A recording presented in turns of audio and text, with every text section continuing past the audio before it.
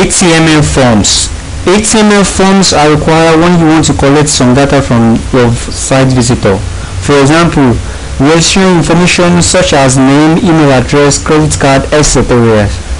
Like this example you are seeing right now is an HTML forms. This is an HTML forms, and I know that you may have been familiar with this kind of forms. Whenever you want to collect information from a web visitor, you make use of forms. That forms will either be the registration form, such as the one you are seeing right now. So this form right now, it has how many fields now? The fields means the kind of data you want to collect. Like now in this form, for example, now we want to collect the login, we want to collect the first name, the surname, the occupation, the phone, the password, confirm password, email, and the confirm email address. So if you count this field now, you will discover that we have 9 fields in this form. The registration form can be more than 9. It can even be 100. But just know, the more the fields in your form, the more the user will get bored of filling that forms. So that's why you have to use as smaller as field as possible, so that your site visitor will not get stressed up or bored when filling your web form. Another forms that we have is the login forms, and these always include the email and the password, logging in by your email or username and your password. So you may have been familiar with this type of forms. So all these kind of things, whenever you visit a site and they want to ask for information, there is a box that you are expected to type in your information. That box is what we refer to as a form. So the form can either be a login such as this, or a registration form such as this. So but right now, in the course of this tutorial, we are going to teach you how these forms are being created. So just stay with us. So a form will take an input from the site visitor, and then we post your backend application such as the CGI, the ASP script, or PHP scripts. We are still going to teach you what we mean by this backend, but for the case of this tutorial now, we are just going on forms. We are just going to talk about forms.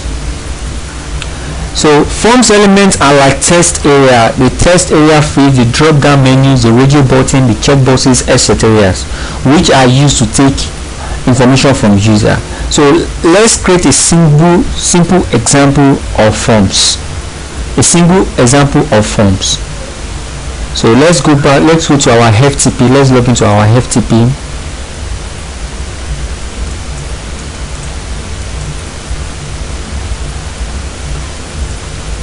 So let me log into my FTP, markets, my password,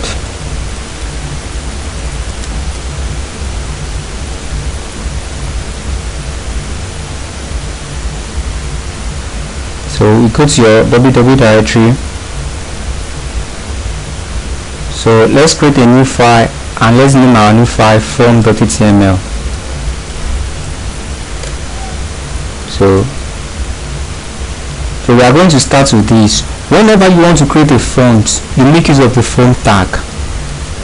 Form, use the form tag, and join the forms.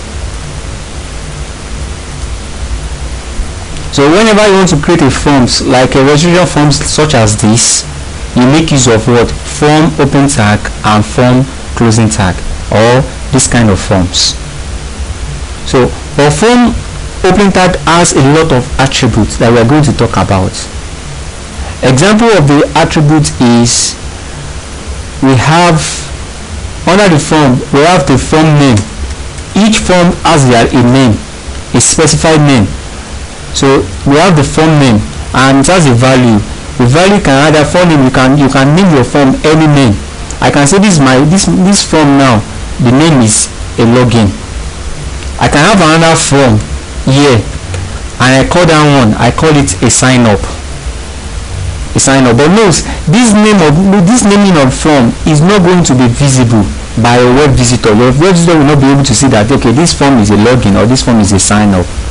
But you just know that, so that for example you want to troubleshoot, maybe you have inside a page, like if you go to facebook.com now, you discover that in the front page of facebook.com, there's a login form there, and also there is a sign up form there. So there are two forms in that home page, that Facebook home page. Let's go to facebook.com so that you'll be able to understand what I'm trying to say. Look at it right now.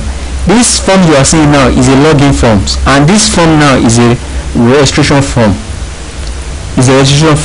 So for computer to be able to know, to differentiate this form from this form, computer will make use of the form name. So that is how the form name is very, very important, so that computer will be able to know that, okay, this form now is a login and this form now is a registration page. So just know the meaning of that form under the attribute is not visible to your web visitor or you, but you only use it in your code so that the system will be able to understand that, okay, this form is different from this form.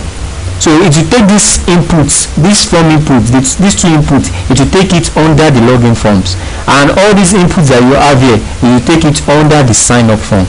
So that's just the difference between that's the meaning for naming your forms. So another attribute that the form has is the method. Another attribute that the form has is the method, and the method can either be post or get. Post method or get method. When you are trying to register, you are trying to post something to the database, maybe you want to create a form that deals with registration, the best thing for you to be using is posts. And when you want to retrieve something, then with that form, like a registration form now, a registration form now, you want to post something to a database, you want your user to enter their information, and once they click on register, you want their information to go to your database. Then under the form method, you are going to use post. So assuming you are creating a registration page for this kind of form, you are creating a form that deals with registration, then under the method, you are going to use posts. But if you are creating a form that try to log in, that try to access information of user from the database, that try to collect their data from the database, then under the form method, assuming this form now is a login form, then under the form method we are going to use gets. So if we are creating a registration page, registration form, under the method of the form we are going to use post. So that's another method. And another thing that we have is the form action. Form action. Normally I will still explain what action means when we are talking about the script side of form, but for the course of this tutorial we are just explaining, as in I'm just explaining how to create a single form. Right now, whatever form you create will not be able to, once they click on register, the form will not be able to post the data to the database, because right now we just want to know how to create this form, this kind of form. We want to know how to create all this form, but we are not interested in how the information gets dumped into the database. So, but after this tutorial HTML, by the time we get to MySQL and PHP, you'll be able to understand how the information that the user enter inside all this field, once they click on register, how those information is connected to the database and stored inside the database. By the time we get to PHP and MySQL, you'll be able to understand how to do that, or how a user enter his username and password, and once they click on sign in, it's able to authenticate them and bring them to their profile page. How we arrive at this, you are going to learn about it in PHP and MySQL. But for right now, we just want to create a form that look exactly like what you are seeing right now. So concerning the form action, when we talk about form action, what do we refer to as form action? You will discover that when you go to a Facebook now and you enter your username and your password and you click on login, you discover that it's going to take you to another page. If the login is successful, it's going to take you to another page that is different from the page you are seeing right now, and that page is what we refer to as what? The profile page. So by the time a user click on login now, the page that is going to take you to is because of this form. They have set the action to that page. Let's say for example now, maybe Facebook create a page in their server, they create a page named profile.php, and they want a situation whereby whenever a user click on login, they want immediately the user click on login, they want the page that is going to load, they want it to be profile.php. Then that means in the form of this, in the action of this form, let's say in the attribute action of this form, they will set the attribute action of this form, they will give it a value of what? Of profile.php. So once the user click on login now, then the page is going to open profile.php, and other things will follow from there. The same thing with the sign up page. They can say step 2, they can put the form action of this registration form, they can put the form action as step 2.php. So once you fill in your information here, once you fill it in your information and you click on sign up, then automatically once you click on sign up now, the name of the page that is under the form action is now going to load as the next step. So if they put something like step 2.php, then that is once a user click on sign up now, then it's going to go to what? Step 2.php and continue the registration process. So form action is very, very important, but it's possible that in some sites when you log in, your profile will also display in the same page as where you log in. That kind of site, what they do is in the form action, let's say for example that the name of our page is form.html. What they do is that in form action they put it on what? Form.html. So just note, once you create a registration form, whether a registration form, whether a login form, and you want, whenever the user click on submit, you want it to take them to another page, or you still want it to be in the same page before you to do the function. The function can either be to save data in the database, or to retrieve data from the database, or to update the data from the database. The function can be any of this. So but the page that the function will be, this is just a normal form. This is just a normal form. This is just a normal form. Computer, you are the one that is calling this a registration form, but computer does not see this as a registration form. It depends on this function that you are not seeing, the function that is present on this thing that you are not seeing. You may have programmed the function to be post in the database.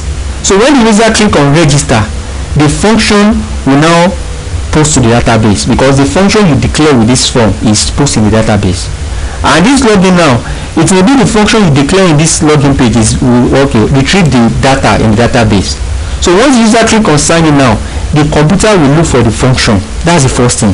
So which page you now put that function is now the page you now put as a web programmer. The page you put that function is now where is the page you put on the form action. I believe you understand what I'm trying to say. What I'm trying to say in essence is that every form is associated with an action. Whether the form action is post in the database, every form is associated with a function, the uses of that form. The form can be update in the database, update the data in the database, or delete the data in the database, or edit the data in the database, or post in the database, or retrieve from the database. It can be any of these functions. But whenever you fill in your form, the system sees it as a normal form. But when you click on register, that is when the system will now look for the function. I hope you understand what I'm trying to say. Until you click on the register, the information you are entering is not going to do anything. But once you click on register or you click on login, then immediately the form will now look for what? It will now look for the function. And then how will you be able to get the function? Upon a lot of pages that you have on your website, upon a lot of files that you have on your server, how does the form knows where the function is? It's very simple. The form will know the page that the function is, depending on the value that you give your action. So if I give my action process.php, it means immediately I click on register like this. Assuming I'm the owner of this site now and I give my form action process.php, you are not going to see it. But immediately I click on register like this, what will happen? The form will automatically knows that the function for this form is inside what? Process.php. But if I give the action, if I give it step 2, if I give the action step2.php, then immediately once I click on register, now what will happen? The next thing the form will do is the form will try to look for the page in which the function is. So it now depends on what I give the form action. Since I give the form action step2.php, then the form will know that its function is inside what? Step2.php page. Then automatically the web browser is going to open step2.php and the function is going to run. So, but assuming my function is inside the same page as where my form is. Normally my form is under register.php now. Assuming my function is inside the same page here, all I need to do is either I leave this page empty. So if I leave this place empty now, then what I'm trying to tell the form is, I'm trying to tell the form that the function is inside the same page as this form. I'm trying to tell the form that the function that this form is going to do is inside this page, the same page as this form. What's the name of this page? Another way is this. I can write form.html. I'm still saying that the function is inside what? This same page, because the name of this page is form.html. I'm still saying that the function is the same page as this form. And I can also leave it empty. If I leave it empty, I'm still saying the same thing, that the function is inside the same page as my form. So just know one thing, every form is associated to a function.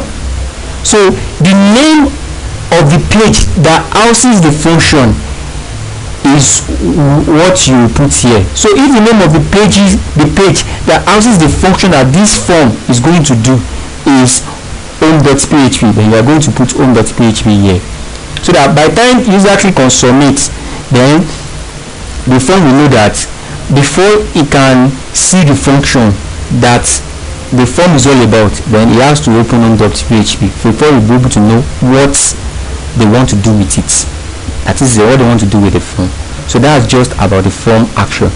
But once we get, since we are not trying to, normally we are not teaching you in the course of this tutorial, we are not teaching you about the function of forms, what the forms do, whether posting to the database, editing from the database, or deleting from the database, or retrieving from the database. We are not teaching you the function. So normally now we are not going to really talk about the form action. Normally I've already explained what the form action means. You already have the knowledge.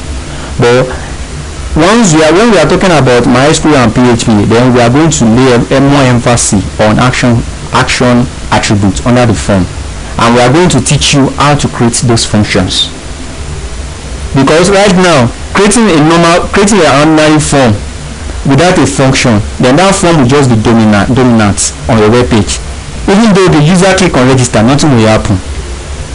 Even though your user click on registration, sign in, nothing is going to happen, because although you have specified the form action, but you've not placed the function inside that page. You have specified the page of the form action, but you have not placed any function inside that page, so nothing is going to happen. So that is why we are not going to say, we don't want to talk about function right now. We don't want to talk about how to create that function. Then we are not going to talk about we are not going to talk much about action. But when we are doing about MySQL and PHP, now we already know how to create a form. So the thing we just learn when we are dealing with MySQL and PHP is how to create a function of forms. Since you have already learned forms, then the next thing is just how to create the function. So with the knowledge of your form and the knowledge of the function in MySQL and PHP, then you'll be able to create a normal registration forms, login forms, edit, profile forms, all those kind of forms. So let's go to the next step. So just note, these are three major important attributes. There are a lot of other attributes for forms, but these are the major, as in, how will I put it, the compulsory attribute of forms: the name, the method, and the action. The name, the method, and the action. These are the three compulsory attribute for forms. You may not put other attributes, but these three must be inside your form before your form will be able to work effectively. So just make sure that whenever you are creating a form, you take note of these three attributes. It's compulsory. You may not put other attributes, but these three are compulsory. So right now, there are other attributes or forms that we didn't talk about, we've not talk about, so we are going to explain them. But right now, for the call of tutorial, just know that the compulsory attribute, the other you may not use it, is not compulsory. It's not compulsory. Even if you didn't use it, your form will still work with your function. But if you didn't use these three attributes, these three compulsory attributes, your form might not work with your function. So just make sure that whenever you are creating forms, always try to use these three. It's compulsory, but the other one are not compulsory, but we are going to explain them. We've already mentioned the form name, the name of your form, the form action. Here you specify any script URL which will receive uploaded data. That's it. You will specify the name of the page. It's same thing as URL. URL means the name of the page. You will specify the name of the page, that the functions of that form, that is the function that the form will do, the name of the page that function is. Because every form has something you want it to do, but the ordinary forms cannot know what to do except you create a function. So you now tell the forms that this is the function I want you to do. So you will now direct that form to the page in which that function is located, and you will direct it by the attribute action. Note, you will direct the form to the page in which its function is located. If you just create ordinary form will not know what to do. Maybe it's to edit profile, you will know maybe it's to post to the database, you will know maybe to retrieve from database, because form is forms.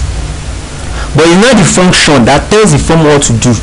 So you now have to use the form action, the attribute action under the form, to connect the form to where its function is located using attributes. The method, here you will specify the method to be used. Either you use get or post. The target will specify the target page where the result of the script will be displayed. It takes value like $blank, $self_parent. The end type, you can use the end type attribute to all these other attributes are not that important. It's only these three that is compulsory.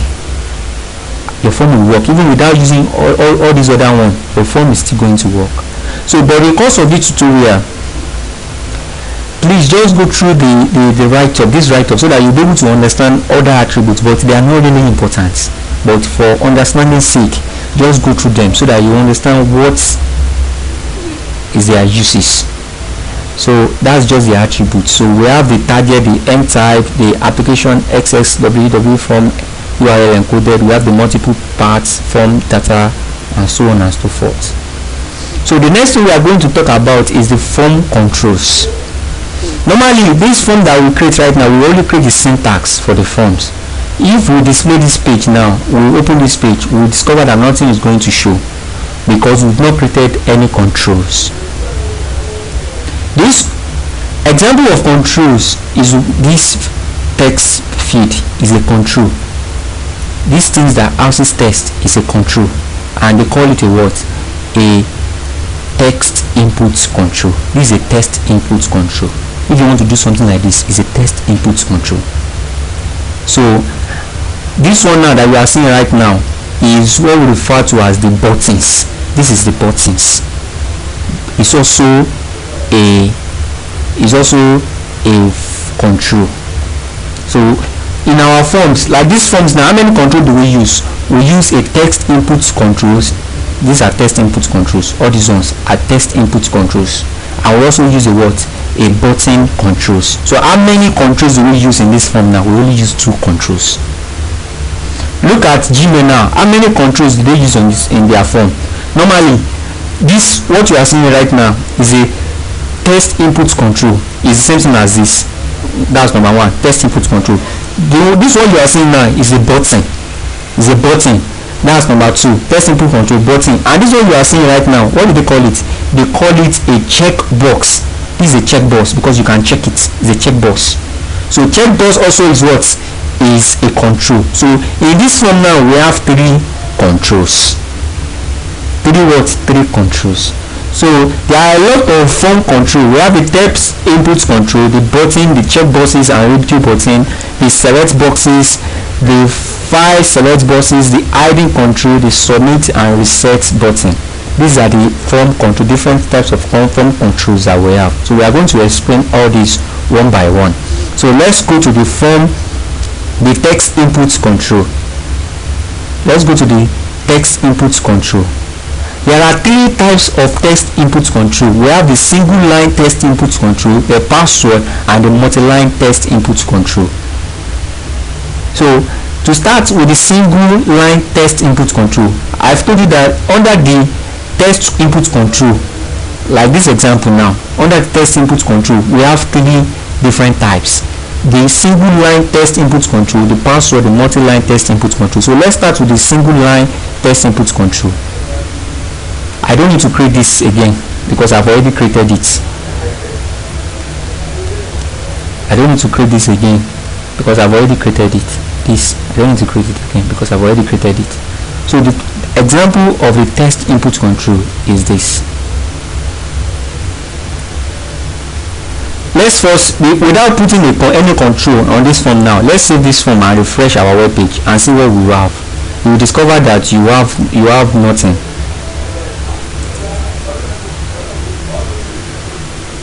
What's the name of the page? The name of the page is form.html. Form.html.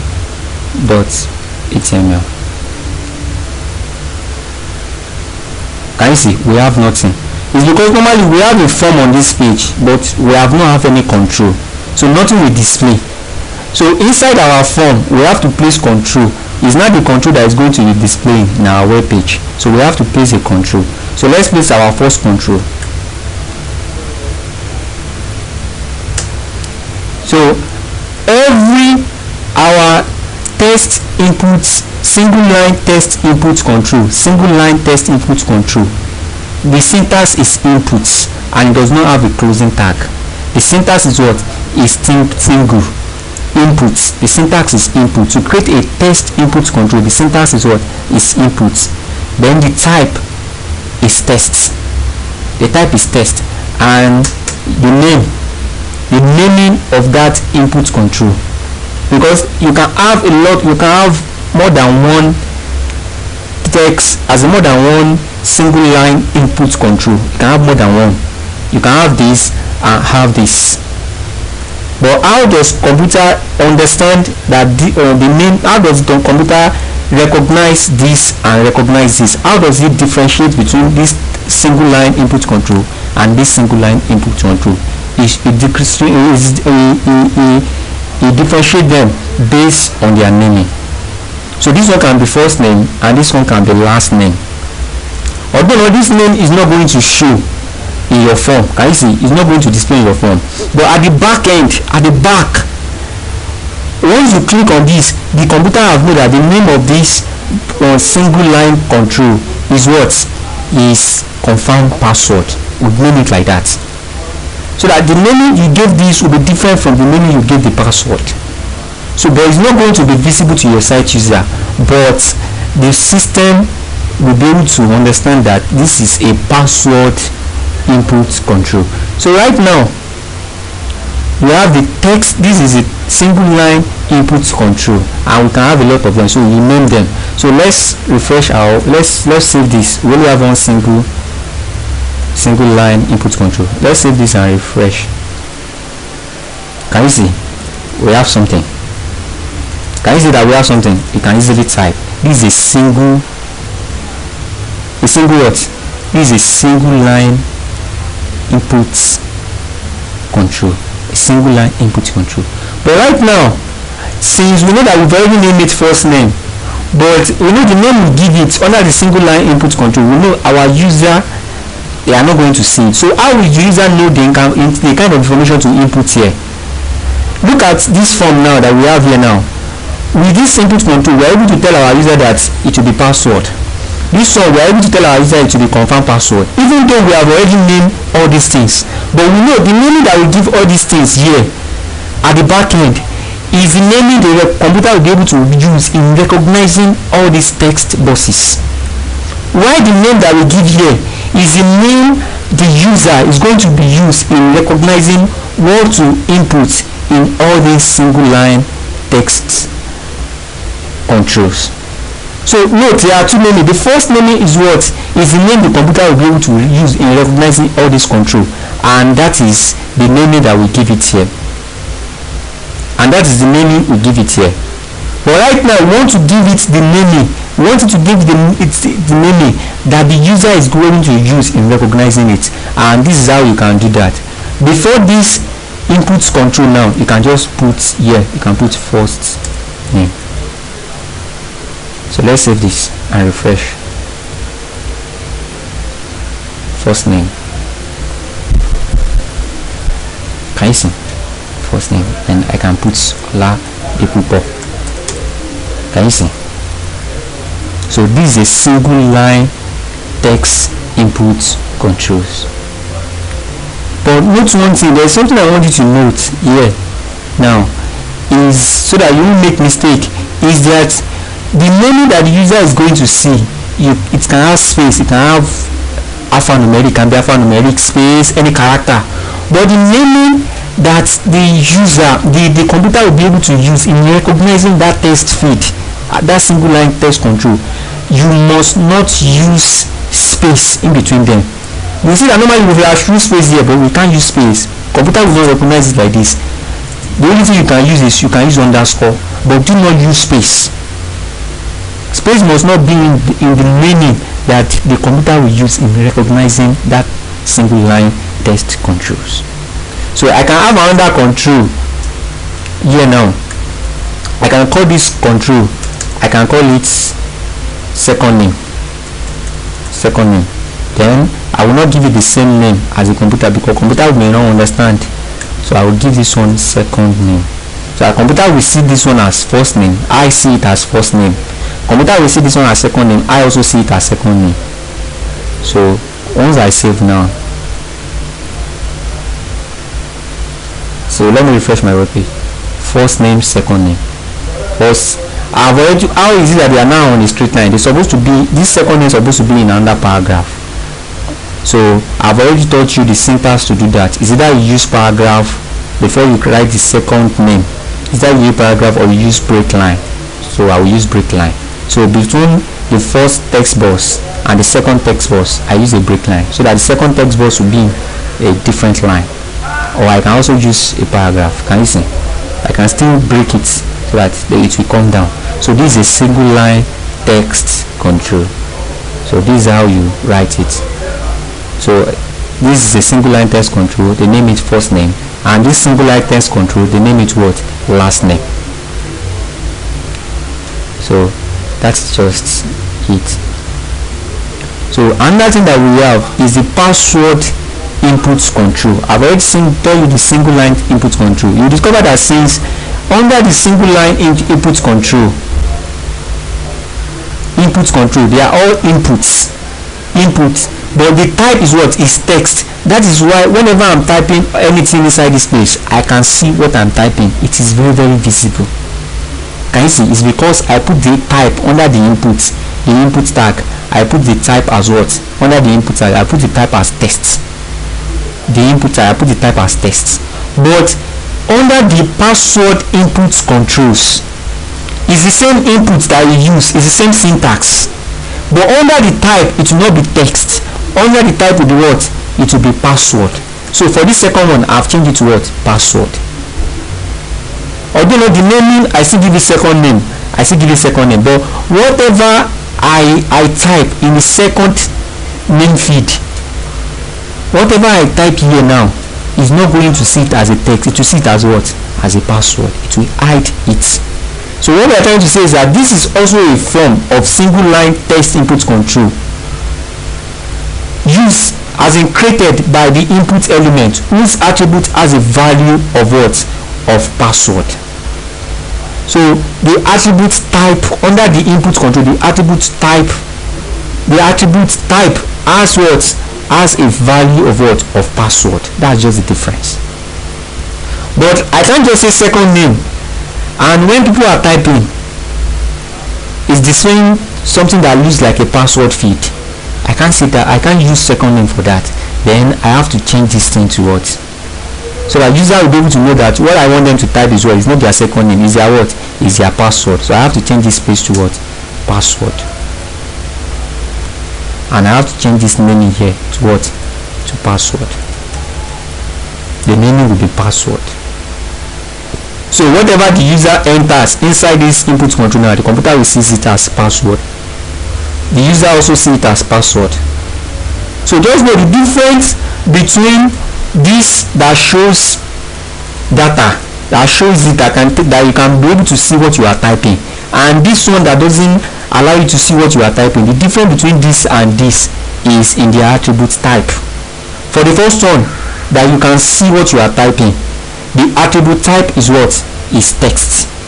They use the same input elements, sorry, but their type is what, is text. For this second one that you can't see what you are typing, they make use of the same elements, inputs, but this time around the type of this one now is what, is password. So the difference between them is you type, this one is type text, that's why you can see what you are typing, and this one is type password, that's why you are not seeing what you are typing. So that's just password input control.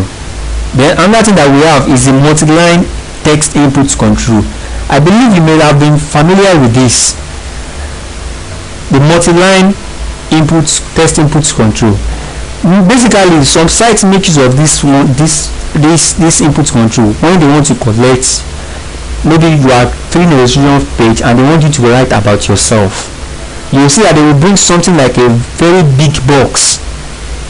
That box is also a text input control, but that box is an example of what, the type of example of text input control that it is multi-line text input controls. That's why you see that it has a multiple line, it's very big. Look at when you go to Gmail and you click on compose message, it opens a very big box that you can type a message. That is also an example of what, of multi-line input control. It's multi-line input control. This example of what you are seeing here now, you can see how this box that you are seeing right now, I can expand it, I can reduce, I can enlarge it. This kind of example that I can reduce and enlarge is also called what, a multi-line text input control. Look at this one now, this very big one is a text input control because I can enlarge it. Is a normal text input control. This one also is a normal text input control, but this kind of input control is what, is a multi-line text input control. This one is just a single line, this one is a single line, but this one is what, a multiple line. So, and this is kind of input control that is inside a compose message on Gmail, even inside Yahoo. When you want to compose message inside Yahoo, this is a kind of what, a input control that it gives you, that you can use to type your message. And that example is what, is a multi-line input control. So how do we create this? We create this by the what, by the syntax, by the we create it by the element text area. That is, we create it by the syntax text area. So let's see how this works. Let's just copy this code. You can use all this code, but I'm just trying to teach you, since I've already do my own form, opening tag and closing tag, so I don't need to be copying all this code again. So that's why I'm using my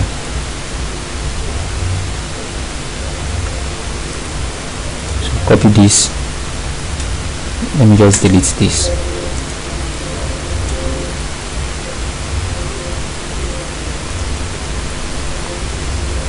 Look at what will happen now.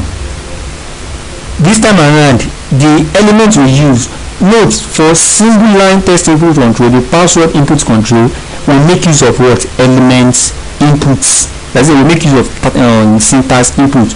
But this case, for multi-line text input control, we make use of what, text area. And unlike the input element that does not have closing tag, text area has the closing tag. Can you see this is closing tag of a text area? So like input control, text area also has a naming. You can also name it, so a computer will be able to recognize it, will be able to know in case you have multiple, you have another text area again, maybe this is another text area, you also have another text area again. So computer will be able to differentiate between this text area and this text area. You have to name your text area. So that's why they name it what? Description. But what you see here now is what the user is going to see. They are also going to see description, but I want to change this. What the user is going to see, I want to change it to about yourself. The user will see it as about yourself, but whatever the user entered inside that box, computer will see it as description. Note, what the user enter is what computer will see under the menu as description, but what the user will see that is all about that field is what is about yourself. So right now we have text area, which is the element for multi-line input control, and there is an attribute for the text area, which is the naming. I've already explained the naming on the inside a text input control when we are talking about the single line and the password text input control. So let's save this and see what we have. I will still teach you what these rows and columns, what it means, rows and columns. So let's refresh our web page. Can you see now? Can you see? Can you see? This is a multi-line text input control. So let me refresh this. Can you see the width and the height? So the width and the height is differentiated by what? Rows and column. This is rows. The width this side is the rows and the columns is this side. The columns is very big. The columns is very big than the rows. So let's look at our code to know that whether the columns is bigger than the rows. Can you see the columns is 50? The column is 50. Can you see the column is 50? Then the rows, that is the rows, row 1, row 2, row 3, row 4, row 5, the rows is what? Is 5. So I can place the rows as 50 and place the column as 150. Let me place the rows as 100. Rows as 100 and columns as 150, and let's see the output. You see that block will be what? Will be very big. So can you see how big it is? And this is how we created this edit. You will see there's a multi-line text control. Can you see this text input control now? This is very big one. This is how we created it, and you can see we almost have something that looks like it. Can you see? We almost have something that looks like it. So this is a text input control, and you can minimize it, you can maximize it, like we did in the previous example. So anytime you see this kind of forms, this kind of input controls, they make use of what? The multi-line input control. So you can it has an attribute, but the text area is the only one that has the attributes rows and columns. But when we are talking about the text input controls, which you make use of the syntax inputs, the single line or the password, you don't use rows columns, you don't use rows columns. But whenever you are dealing with text area, because it's multi-line input control, is a multi-line, so you have rows and columns inside it, so you can determine your rows and your columns. So, and this is what you make use when you want to collect maybe information like the address, information that is just a bulk information like address. Maybe you want to ask somebody that is filling your form to write about themselves, then you can make use of the word, the multi-line text input control. So you have something like a value inside it. Can you see? You have something like a value inside it. This value now, can you see? You have something like a value inside it. How do you arrive at this value? It's because you place it. So whatever you place in between the open tag, open text area, and the closing text area, then it's going to, by the time you refresh your web page, then that thing is going to display inside it. So whatever you place is going to display inside it. So that's what happens. So if I place enters description here, if I place enters description here and I refresh my web page, then the stuff is going to show. So let's go to the next. So another thing that we have is the creating button. These are various ways in HTML to create a clickable button. A clickable button are this kind of button. When you are, example of a clickable button is example of what you are seeing right now. I've told you that this is a button. So when you click on it now, then that's when it will look for where the function is. So this is an example of a button, and this one also is an example of a button. So we are going to teach you how to create all this under the question button. So when you can create a clickable button using the input tag, the same input tag that we are using for the single line input control and the password input control is still the same tag we are going to use for creating a button. So when you use the input element to create a button, the type of button you create is specified using the type attributes. The type attributes can take the following values. So whenever you are creating a button, you have to use the type, as you have to use the type. I have told you that the difference between the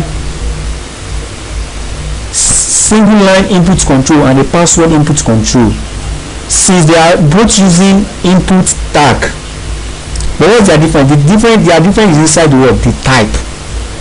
Because the type of single line text input control is what? Is text, while the type of password text input control is what? Is password.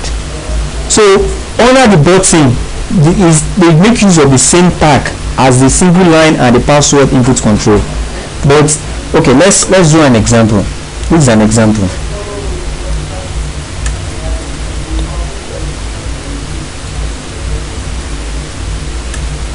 This is a button. Look at it, it's the same input type, but under the type, what do you have? You have submit. So this is to tell you that it's what is a submit, what a submit button. So this is a submit button. So let me click on save. So by the time I refresh my web page now, can you see it's a submit button? See, this is a clickable button. This is a submit button. Can you see submit? So why did I have submit on it? Is because for the type I said this is a submit.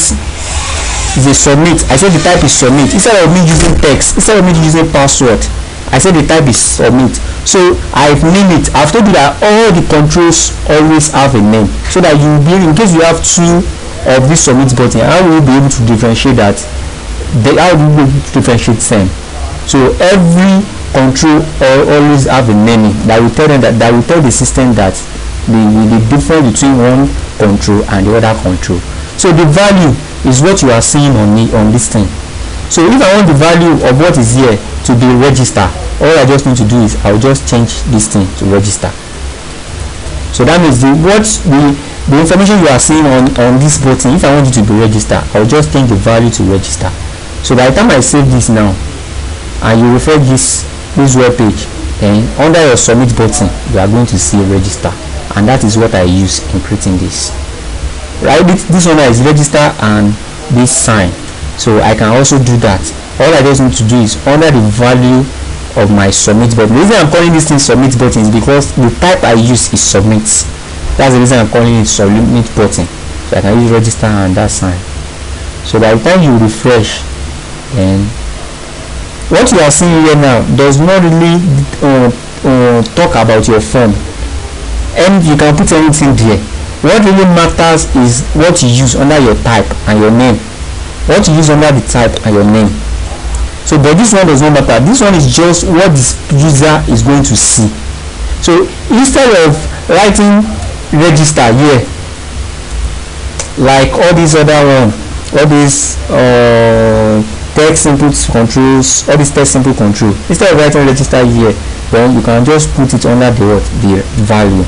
So it's going to display on your button. You see that when I click on this button now, what will happen? You see that a page is opening. What's the name of the page that is open?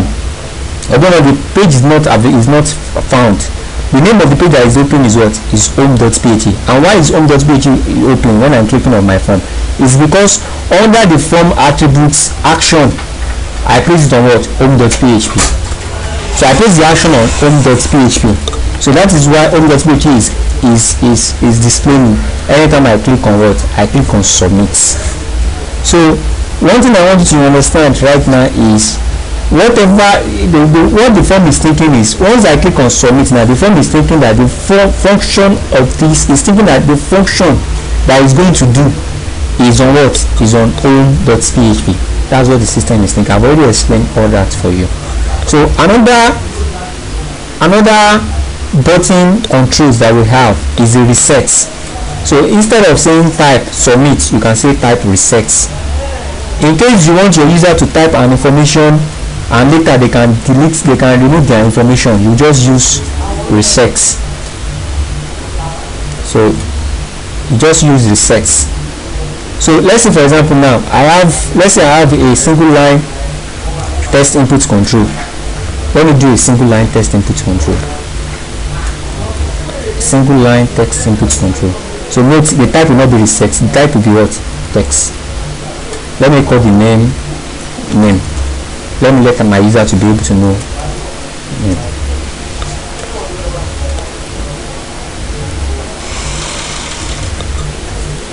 So let me refresh this. So let me write Ola Dipupo is my name. Let me press this. Can you see what happened? Ola Dipupo. If I press this now, automatically the name is going to display. Why? It's because this button, although now I wrote register on it, you will think that it's registering. I've told you that the value does not have anything to do with your code. Value is just like a normal text that the user is going to see. It does not really talk about what that form is doing. Values doesn't determine what form is doing. Normally, this value that you put, the user will think that they are going to register by clicking on this button. So that means you are confusing your user. That is why you have to make sure that you use the value that deals with what that thing is doing. Like this thing now, what is it doing now? If I type anything now, no matter how long it is, if I just click on this button, it's clearing it. So that value is what? I should put something like clear. I can say clear tests or clear message. I can say clear test or clear message. So the user will know that once they let me save it and refresh my web page. So the user will know that once they type anything on this and they click here now, it's going to clear. And how do we arrive at this? Normally we don't make use of what? We don't make use of, it's not because of because we say clear message, it's not because of that value that makes this thing to be clearing. It's because of what? It's because of the attribute type. And what attribute type do we give it? We give it attribute type of reset. So any controls that is present before this button, all this is a button, but this type of button you can call it a reset button. All the control that is present before this button, once you click on this button, what will you do? They will be cleared, irrespective of whatever is inside them. Let me create another text input control. This time around let it be a password input control. Let me call the name password.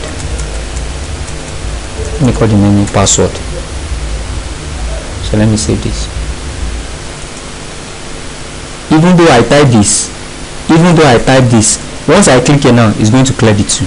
So any information that is present inside any control before this button, once you click on this button, all the information that is present inside all those controls before it, everything is going to clear.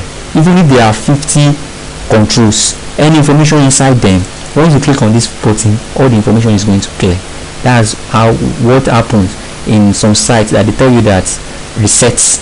Maybe you filled your form and you discover that there are a lot of errors and you don't want to start cleaning them and rewriting it again. All you just do is you just click on clear. But that means, look at this site now. This site does not have that function, and it's very, very simple. If I want to do it, all I just need to do is I will just use an input control, and under the type I will put it to reset. So I can now put the value as clear message, so it just be here. So in case my web visitor, my website web visitor, they enter a lot of things and there are a lot of mistakes, and they don't just want to be erasing it one by one. They can be able to click on clear message and everything will just be cleared like that. So, and this makes the form more interactive. So the user will, okay, let's say the user has entered like 45 information and discover that there is an error in everything. We have to be cleaning them one by one and start. It's the waste of time. So a normal form should have a clear text, so that once the user wants to clear all the text, the user can just click on it and all the text can clear. So that's just about this reset button. Another type of button that we have is the ordinary button. And this ordinary button works exactly like a submit button. Normal button works exactly like a submit button.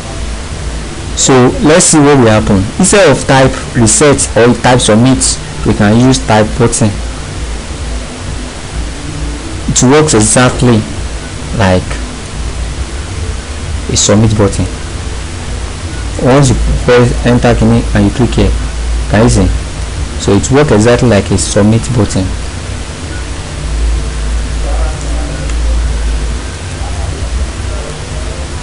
So that's just about that. So another form attributes that we have is the checkbox controls. So let's just use all this code. Let's use this code. Is the checkboxes controls. You see what we mean by checkboxes control now. You see that there's an input. The check input control is also an input control. The checkboxes control also make use of what? Input control. But just that the type is what? Is checkbox. This one is checkbox. Another one that we have is checkbox. But the last one is what? Is submit button. So that means you have two checkbox and one submit button. We have two checkbox and one submit button. So can you see? Two checkbox and one submit button. So the first checkbox, we let this, although we name it, the first checkbox we name it, although we name it maths, that's the name for the computer to understand. But we also give a name that user will be able to understand, maths. That's why you see that after the checkbox there is the word maths. This is the word maths. So later the checkbox for physics, checkbox for physics, and after physics there is what? After the checkbox for physics there is physics, and that's why you have physics.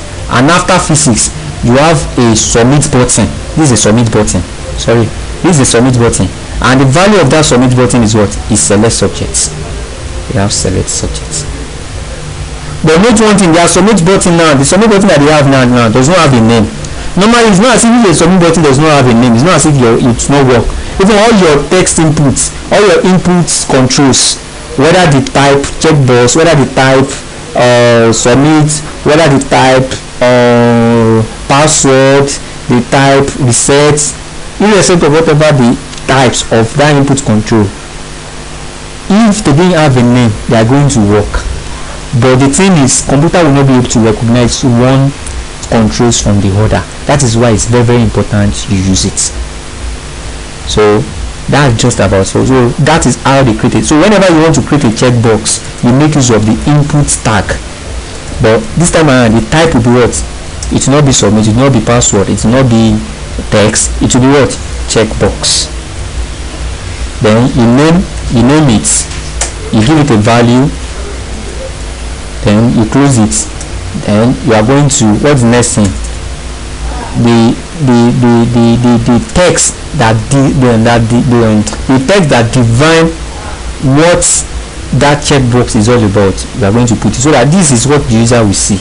But the name you give it here is what this computer will be able to see to recognize this checkbox. So that's just about the checkbox. So what other controls do we have? We have the radio button also. You will see the difference between a checkbox and a radio button. So this is the checkbox. So normally what we have up is a checkbox.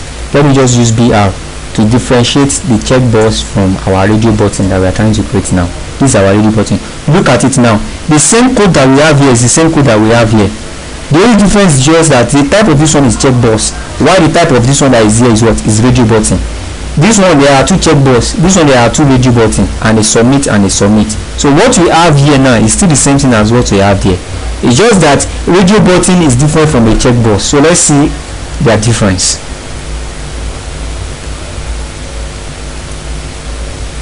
Can you see? This is a checkbox because you can check it. It's a box. This is a radio button.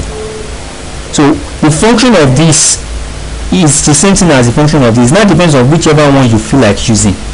If I don't want to use this type to select something, I can use this type to select something. So it depends on whichever one that you feel like using. But this is a checkbox 6 and this is a radio button. But the two of them, they make use of the word, the tag or the elements inputs. They make use of inputs. But their type is what is different. One has the type of radio while the other one has the type of checkbox. That's the difference. So whenever you see this kind of checkbox and a radio button on the side, this kind of thing on the side, you know that they make use of what? Checkbox. Like right in new ewebtutor registration page, there's nothing like checkbox, there's nothing like radio button. We only have two control. We have the single line input control, we have the password control. Sorry, I forgot this one the other time.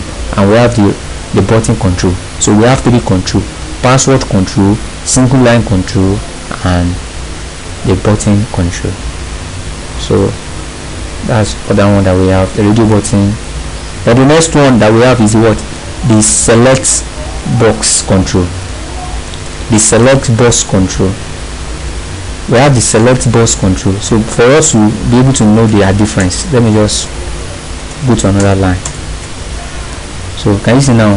Here now, this is the only thing that makes our code difference. So select button, this is a select button. You will see what a select button do now. You see what a select button do. Let me first run it so that you will see an example of a select button. So whenever you have this kind of thing on the site, it's a select button. So word name, physics and stuff like that. The name of the select button, look at it. Whenever you want to use select button, drop down box is also known as select button, and it is used when we have many options available to be selected, but only one or two will be selected. So drop down menu is the same thing as a select button. A drop down menu is the same thing as a select box control. A drop down menu that you have one or two things to select. Like now we already have two things inside this drop down menu. What do we have? We have math and physics inside this drop down menu. So if I want to add another thing inside this drop down menu to make it three, let me make it 4. All I just need to do is I have to go to my code. So this thing that you are seeing inside this drop down menu is an option. So an option can either be math, we have two options, or physics. So if I want to add another option, what will I do? If I want to add two options, chemistry and biology, what will I do? I will just go inside the select box. This is the select button, and this is the drop down box. This is the drop down box. This is the code for the drop down box. But these are the true option that is inside this presently, the math and physics. So I can add another two option there. I can add another two option inside it. The first option and the second option. The first option, this third option, I can say chemistry. Then the last one, I can say biology. So I will change this one also to chemistry, biology. So if I save this now and I refresh my web page, physics, math, physics, chemistry, biology, math, physics, chemistry, biology. Can you see? Math, physics, chemistry. So we have 4 options there. So in case you want to add another option, all you just need to do is copy this, paste it here, and edit to whatever option you want it to be. So it's just as simple as that. But note one thing: what is selecting this thing itself? This arrow that you have here, this feed that you have here, what is selecting it? That feed is what we refer to as the select. So it's not like all these inputs tag. Its own tag is what is select. So like the tag for this checkbox and the tag for this radio button, they are the same thing. Their tag are inputs. But this tag to do drop down box is what we refer to as select tag. Select. This is the select open tag, and this is the select closing tag. After select open tag and the open tag and closing tag, what do we have? We have an input also, and the type of that input is what? Is a submit button, and that's why you have a submit button here. So just know one thing: the select open tag and the select closing tag gives you what we refer to as what? The drop down box. This is the box. It gives you this box. So even though you don't use a value, even though you don't use all this value, even though you delete this and you have select open tag and select closing tag, you are still going to have this box. It's just that there will not be any option inside it because you have removed their options. Let's try what I'm trying to say. Let's try what I'm trying to say so that you understand. So you can see that there is a select box, but there is no option inside them. This is a select box, and your select box, you name it what? Drop down. I've told you every controls must have a name. So this drop down box now, we can also call it a select box. It has what? We have a select box, but there is no option inside it. So let's see how it's going to display. Can you see? There is a box. Can you see the box? This is a select box. But this select box, this drop down box, does not have any value inside it. That's why you see that it's not displaying anything, any value. Let me not call it value. This select box now does not have any option inside it. Option, let me call it option. You can see the option is empty. There is no option to select. The option that is there now is empty. But the reason that makes this box, this drop down box show, is because of we make use of what? Select control. So whenever you have a select control, you have a what? A drop down box like this. So to not have an option inside this drop down box, to have an option inside this drop down box, then inside the select tag you must use a what? An option. So that means every select box must have an option, so that by the time you are clicking here, you'll be able to have option to select. But right now the reason you are clicking, you are not having any option is because of you have not placed option. But now that we have placed option, let's save this and refresh our web page and see what we have. So let's refresh this. Can you see there's an option now? So but let me just talk with the option. There are two things you have to know about this option. There are two things you have to know about this option. After you place this option open tag, you have to place option closing tag. But this option open tag and this, after you place this,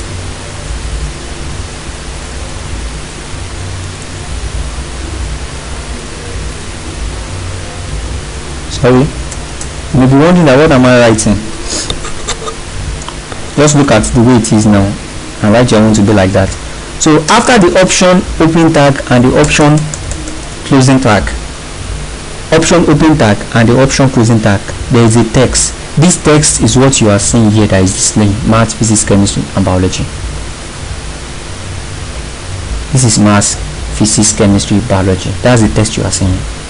But once they click on this text itself, normally this text is what the user is going to see on this checkbox. Is what the user is going to see on this text box. But when the user selects physics now, computer will not see it as physics. Computer will see it as what? The value. We also have physics. So what I'm just trying to say in this sense is whatever you put inside the open tag of option and the closing tag of option is what displays as an option that the user can pick from. But when the user pick on any one, that one that the user pick on, computer sees it as what? As whatever is inside this value. So if the user pick on biology, computer will see that biology as what you declare as its value. If the user pick on chemistry, computer will see it as what the user pick declare as its value. So right now, the one I'm talking right now is what? The one I added is selected. Normally all the rest have all these things like this. But why do we add select to the first one? The reason we add select to the first one is we are trying to say that is this first one math that we want you to be selecting first. Okay, let's do it this way. Normally we've added selected. Can you see we have added the attribute selected and the value selected to this first one math. Let's save this file and refresh our web page. Let's refresh. You see that the first one that will be inside the drop down box will be maths. There's an error, sorry. That biology also have selected. Okay.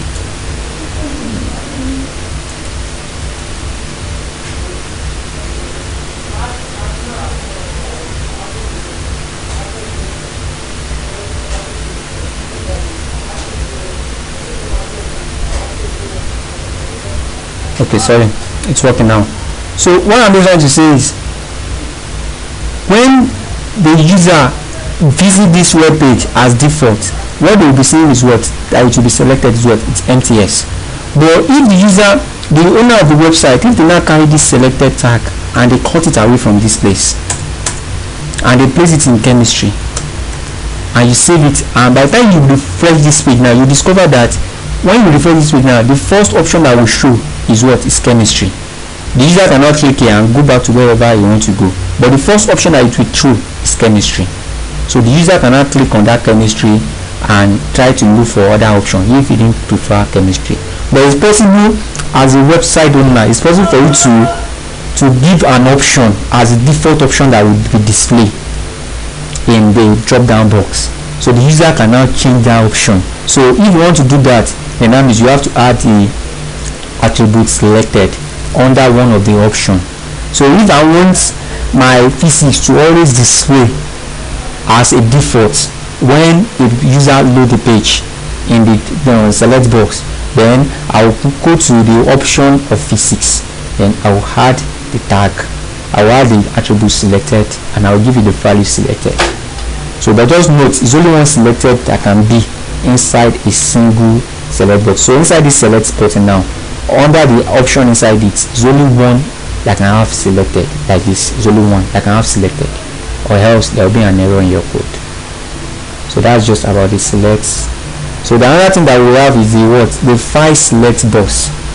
The file select box also make use of the what, the input tag, but this time around they also make use of the what, the input tag, but this time around their type is what, is file. So let's copy this and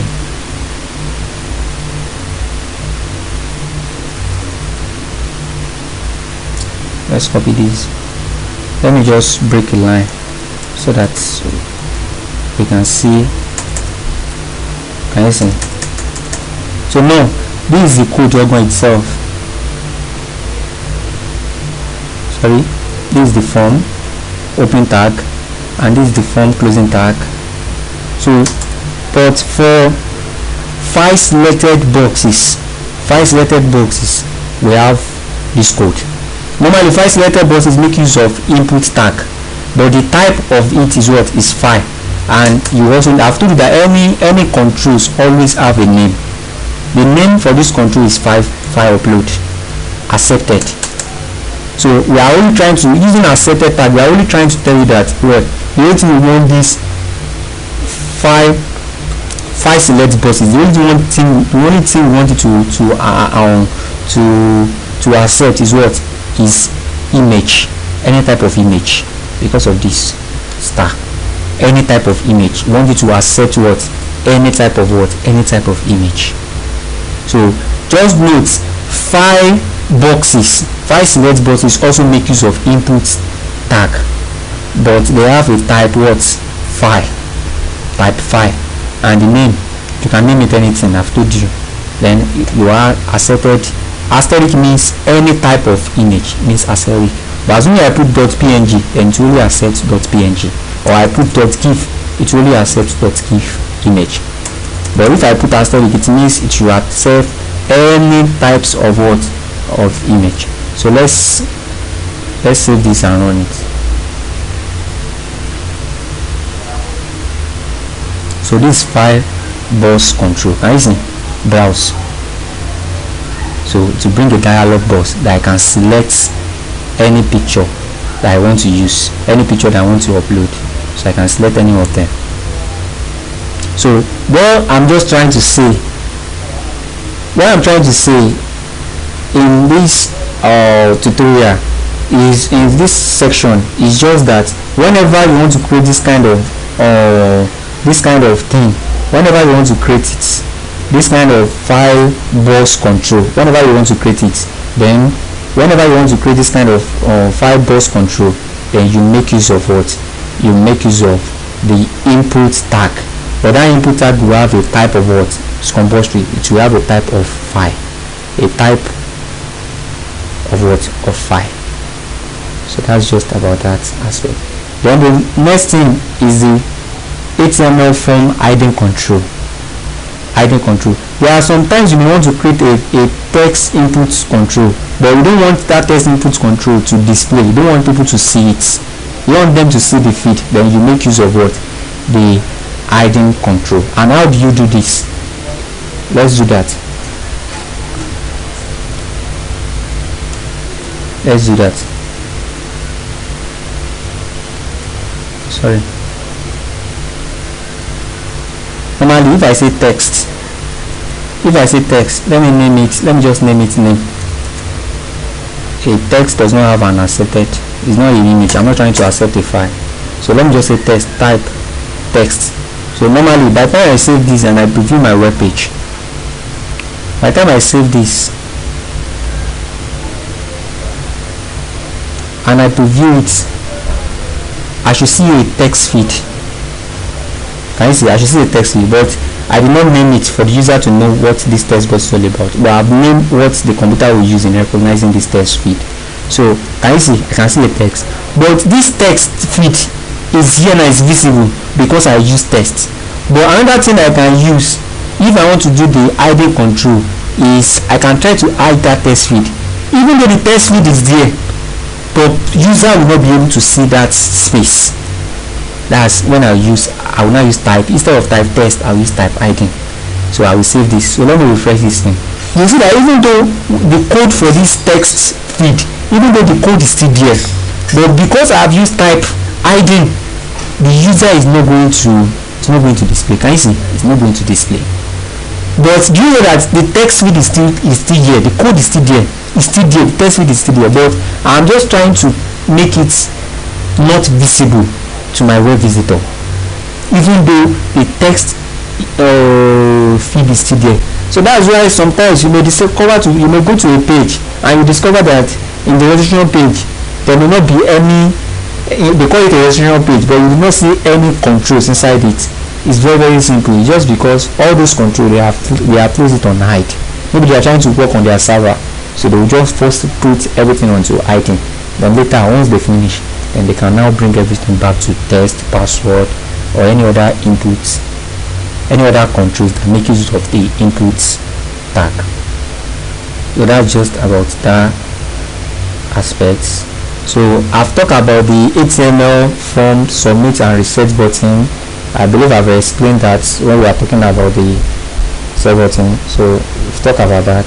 So thank you so much. But just know, in the course of this tutorial, we have already teach you how to create all these form controls. But just know, whenever you want to create any forms, you have to start with open tag of forms and the closing tag of forms.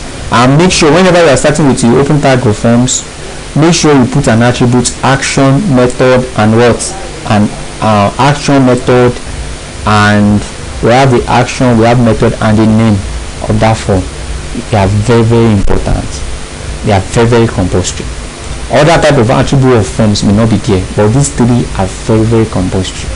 So make sure you put it there. And after you put the open tag of forms and closing tag of forms, you will not see anything. Even though you preview that page, you will not see anything on your web page, except you start adding adding controls. And the controls you can add, there are a lot of controls in which you can add. So it now depends on what type of information you are going to collect from your user. So the type of controls you can add is the text input controls, and these are the controls that you collect names, emails, password. They are text input control. Although no, password input control is still different than, I can't really call it a text input control, because the type of text input control is type text, while the type of password input control is what? Is password. That's why we see that this thing is not visible. It's also text. That's why they call it a text input control. It's also text. So we have the checkboxes and the radio button. This is the checkboxes and this is the radio button. Then another thing that we have is the select boxes. This is an example of select boxes. I believe I've already taught you all this. Then we have the file select boxes to browse file. The ID controls is the example that I used here, that you see, and we have the submit and the what and the reset button, which I believe I've already explained when where did I even explain it? The submit and reset control. Submit and reset control. So I believe I explained the submit and reset control when we are talking about the creating button. So under the creating button, I talk about the submit, the reset, and the button control. So thank you for being there. Bye.